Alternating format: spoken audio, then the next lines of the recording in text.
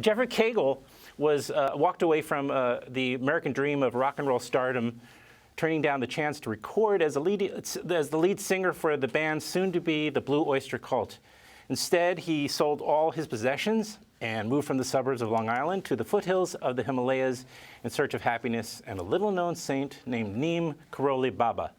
In Jeremy Frendel's documentary One Track Heart, the story of Krishna Das, he follows Kegel's journey to India and back, witnessing his struggles with depression and drug abuse to his eventual emergence as Krishna Das, a world-renowned spiritual teacher and Grammy-nominated chant master.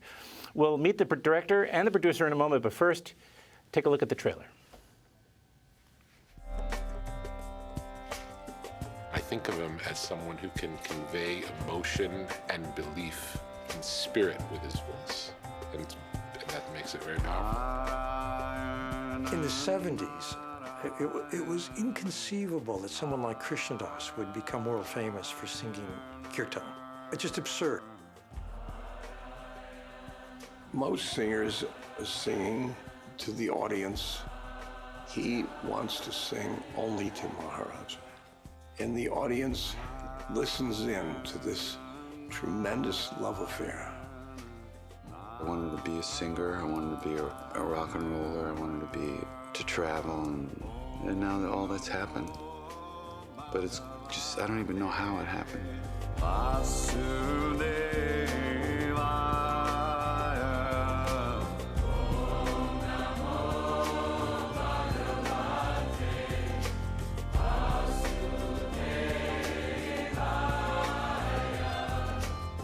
He changed from being a hippie that was interested in music and spiritual things to a spiritual person. When I heard that he left the body, that was it. I think I should have had a sandwich before I started. My blood sugar might be a little low.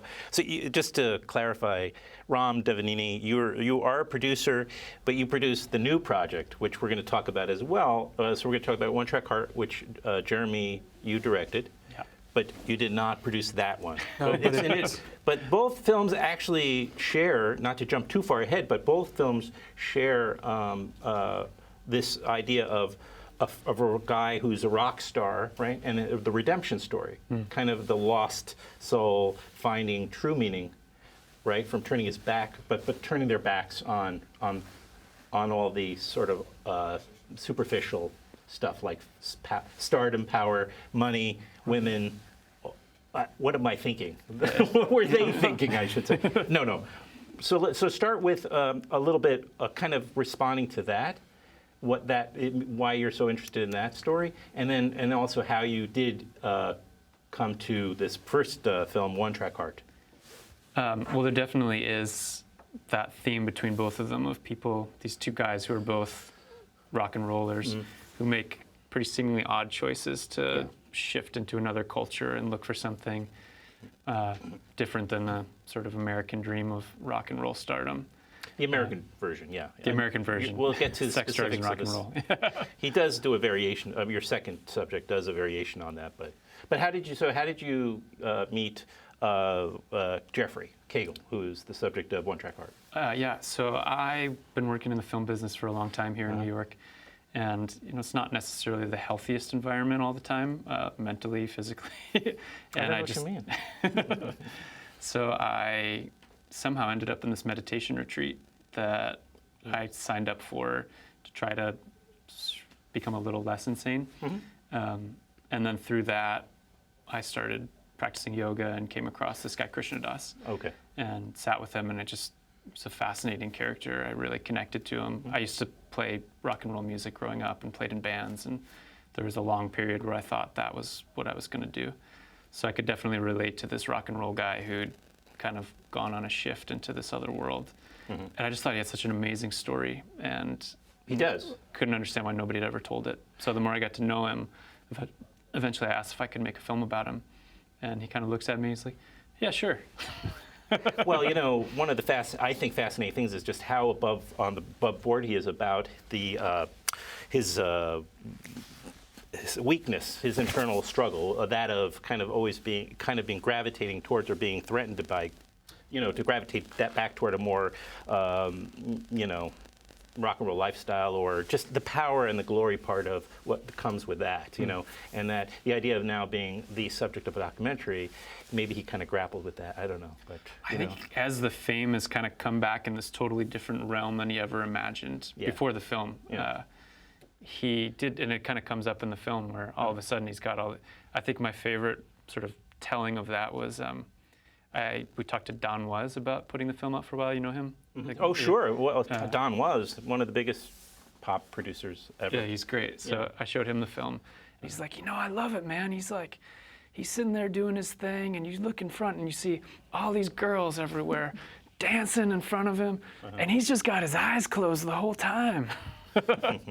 Well, so he kind of like come around through that, where he's got this talent and the fame and all of these people. I understand. And he's kind of worked his way through it, and Well, is that's open good to about hear. that process, because everybody. But the documentary really does give you a window to that part of his life and his journey, He's which very is really open about neat. it, Yeah. And speaking of big-time producers like Don Was, with Don Was, Rick Rubin was involved in your documentary, and he's enormous. He's right? And he amazing, produced one of the albums for There's 2 of the records for two of Krishna them. Das, yeah. Okay. Very good. So I recommend anybody kind of to Google this guy, Krishna Das, and listen to the music, because it's really beautiful, and the story is terrific too. I kind of alluded that they both turned their back on this type of glory, but in fact, I was going to make a smoother transition, because there's also a documentary about Jason Becker, who was a guitarist who had suffered from which neurological? Lou Gehrig's disease, and lost all of his body function, basically. But there's a very good documentary about him called Not Dead Yet, Jason Becker, Not Dead Yet, and he plays a small role in One Track Heart, right?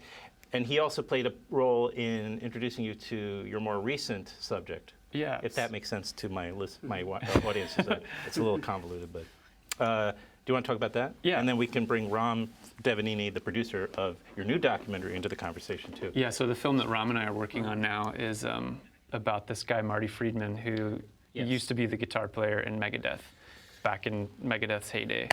And he kind of got to a point where he was just done with that music and that band and lifestyle, and decided over the course of time he'd become more and more interested in Japan and Japanese pop music specifically. So he quits Megadeth, moves to Japan, and tries to make it as a to play J-pop there. Yeah. Okay. He didn't, and in the process he ends up becoming this television celebrity over there. They call him the Ryan Seacrest of Japan. Sort of. Is that an advantage? I don't know. Maybe, I'm sure. The Ryan Seacrest? Yeah. I'm not sure. Maybe for Ryan Seacrest. That's right. Exactly. So how did you coordinate this? Do you have to run back and forth to Japan all the time to shoot the new film? We're still in sort of the early production stage. So we haven't shot the big chunk, which is in Japan. Oh, okay. We just spent actually a couple weeks shooting his first U.S. tour that he did in almost 15 years since leaving Megadeth. Oh, okay. And that just happened just like a couple weeks ago. Does he still have a huge following? I mean, here then, as if he doesn't, because you mentioned earlier when we were chatting in the green room that he doesn't market it as former member or frontman of Megadeth, which would probably garner him some larger on audience. On Facebook and Twitter, he's up to 50 to 100,000 followers. So is that good? I don't know. No, I'm sure. But I mean, he's very popular. I mean, maybe not as popular as back in the Megadeth days, but I mean, he's got a huge loyal fan base, especially like guitar heads. People who love playing and listening to guitars are huge fans of his. Yeah. Did you grow up with heavy metal music and playing? No, I actually didn't know about. I knew about Megadeth, but I didn't know about Marty until Jeremy approached me about this, and I was really fascinated by the Japanese connection, this idea of searching for identity, fish out of water kind of story, and something almost surreal. This journey that he goes through to get to Japan.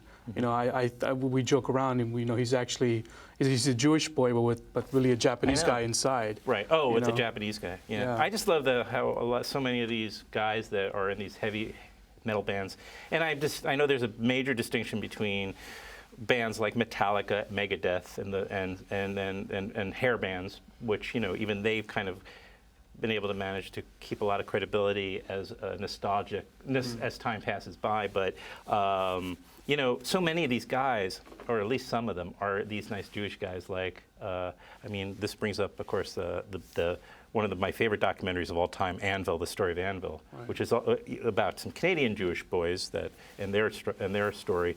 But we'll definitely have to have you guys back to talk about the new film. I don't know if that I properly identified it. It's called Space Fox? Space Fox, yeah. Where did that title come from? So Space Fox is, there's this whole sort of fantasy animation element running through the film, that the Space Fox is Marty's spirit animal that's been guiding him back to Japan his whole life, where he belongs. Oh, okay. So there's this anime element running through the film.